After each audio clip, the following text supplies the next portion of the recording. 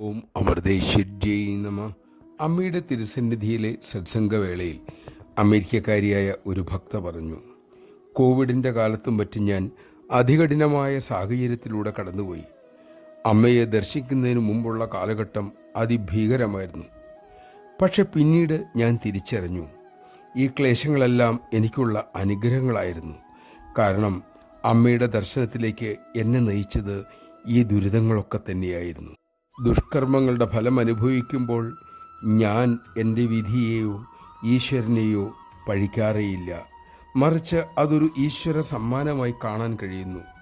എന്തൊക്കെ മാറ്റങ്ങൾ ഉണ്ടായാലും ഒരിക്കലും മാറ്റമില്ലാതെ നിലനിൽക്കുന്നത് നമ്മുടെ അമ്മയുടെ സ്നേഹം മാത്രമാണെന്ന് എനിക്കിപ്പോൾ ബോധ്യമാണ്. നാം ആ തൃപ്പാദങ്ങളെ ഉപേക്ഷിക്കാതിരുന്നാൽ മാത്രം മതി. നമഃ ശിവായ. പ്രാരബ്ധങ്ങൾ പിന്തുടരുമ്പോൾ അമ്മയുടെ തൃപ്പാദങ്ങളും തിരുമുഖവും നമ്മുടെ മനസ്സിൽ ഉണ്ടാകട്ടെ.